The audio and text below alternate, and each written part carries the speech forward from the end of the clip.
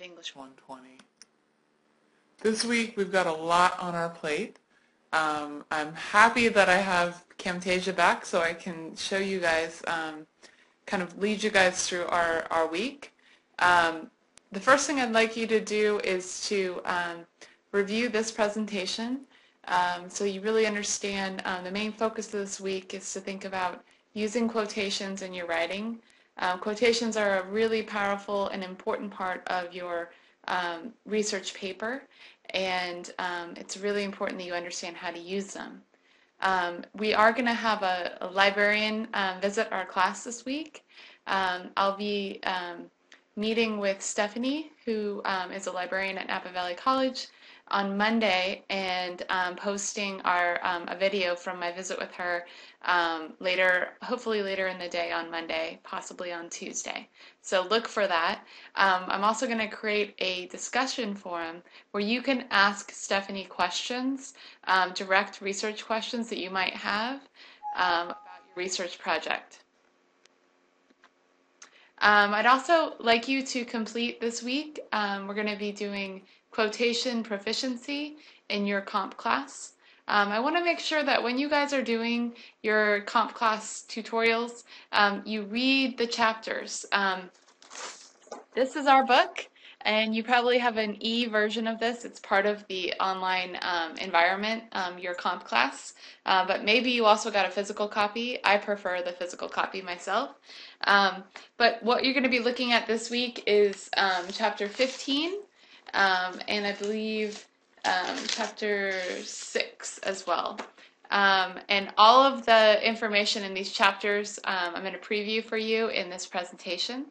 After you've watched this presentation and you've read the chapters and done the activities in your comp class, then you want to take the test to make sure that you get credit for finishing the tutorial. Finally, you really want to make sure that you turn in all the parts of your research project that you've not yet completed. If you have any questions about it, please email me.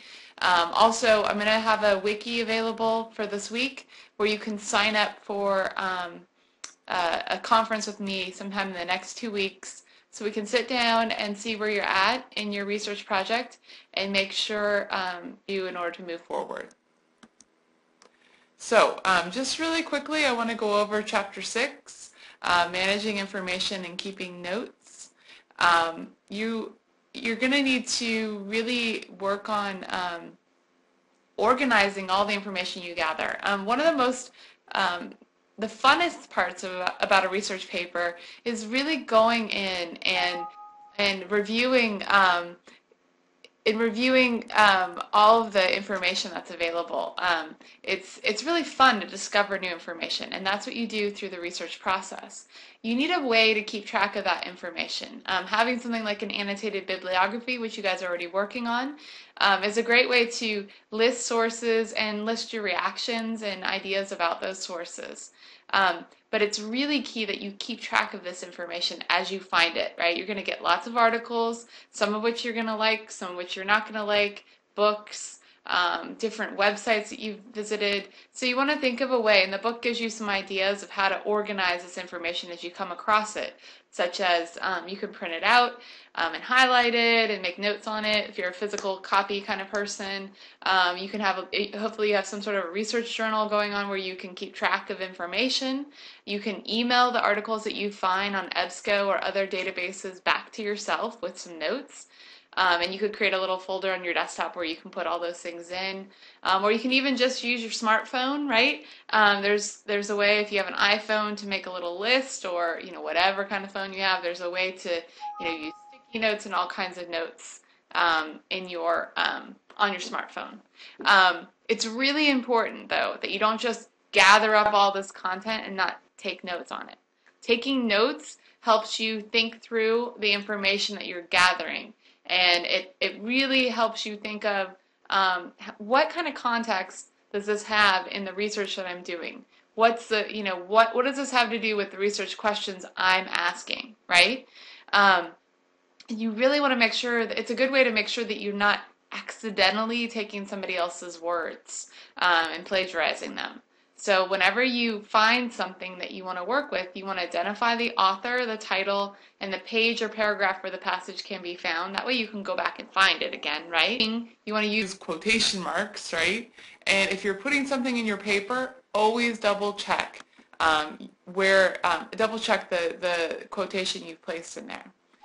Another thing about keeping notes is you can keep notes by quoting directly, right? You could just write down verbatim what they say, or you can paraphrase. This is something we've already worked on, right? It's restating a passage from a source in your own words, or you can just summarize, and that's where you just make a concise statement about an argument someone has made or source of information that exists.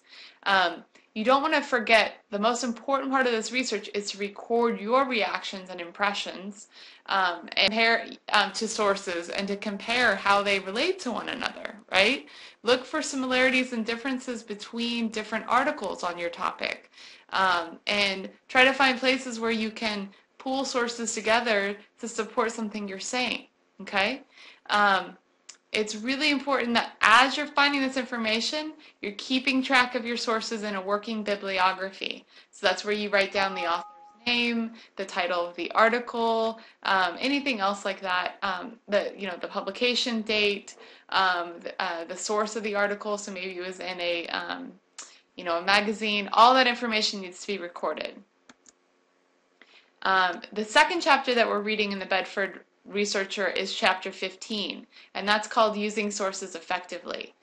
There's three main concepts in this chapter that I want you to focus on. So you want to think about this is when you actually take the sources and you start to draft your paper, which is something you're going to be working on very soon, you guys. So once you have done all this hard work, and this week you should be doing the hard work of finding sources. I've cut back on the reading for this week so that you can go to the library, okay? Or you can go to an online library where you can gather information. How can I use sources to accomplish my purpose as a writer? You want to, whenever you use a source, when you use a quotation or somebody else's ideas in your paper, you can use it to introduce an idea or an argument in your essay. You can use it to contrast ideas or arguments, right? There's going to be different ideas that you're going to be highlighting, and maybe to illuminate something you think is a positive one or a negative one, you can use a quotation. You can provide evidence for your argument. This is really important. This is something that we've talked about a lot. If you say something in your paper, you have to give evidence, right? And the way you do that, what it does for you is it provides somebody has your back. Somebody's behind you saying he or she is right. I already studied this, and I know as a scholar that this is absolutely true, and I support what he or she is saying. Right? They're endorsing you. They're saying that what you say is true. You definitely need to have that throughout your paper in order to write a successful research paper. How do you integrate sources into your draft? Sorry about this thing keeps coming up, you guys. I forgot to shut it off. So just ignore it. So how can you integrate sources into your draft? You want to identify your sources using MLA format. That's what you're using in this class. There's a whole chapter on MLA format in the Bedford Researcher. You want to use an attribution. So before you put the quote in, you got to say, according to, blah, blah, blah, this, and then have your quotation, right? You want to introduce it, right? Use an attribution to introduce or contextualize your quote. You also don't just stick a quote in as the first thing in your paragraph or the last thing of your paragraph, right? You always get the first and last word in your paragraphs. And because you need to provide a context for any time you insert somebody else's ideas into your paper. Sometimes people get confused in research papers where they try to make a collage of all these different quotations, right? And they think that will do the work of proving the argument. That's not true. You are the one who does the work to prove the argument. The quotations are just supporting what you're saying. If you want to quote strategically, only quote when it's going to really help your argument and what you're saying. Okay? And you can also paraphrase information, ideas, and arguments, and summarize information. You don't always have to use a quotation.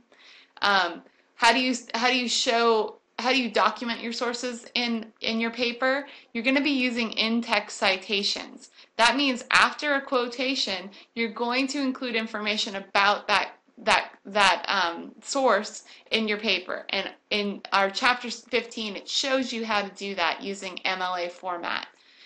You need to be able to do this so you can distinguish between your ideas.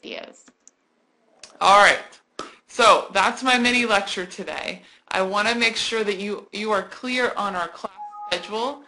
You can see on the slide I show the next couple of weeks what's going to be due, what you're going to be reading, what part of your research project is due, and what will be due in your comp class, so you can prepare for it. You can see that things are moving along pretty fast in the research area. That's why I really want to sit down with those of you who are falling behind. It's time for us to really get you guys on track, and you can let me know how I can help you do that. All right? So I hope you guys have a great week, and I look forward to hearing from a lot of you. All right?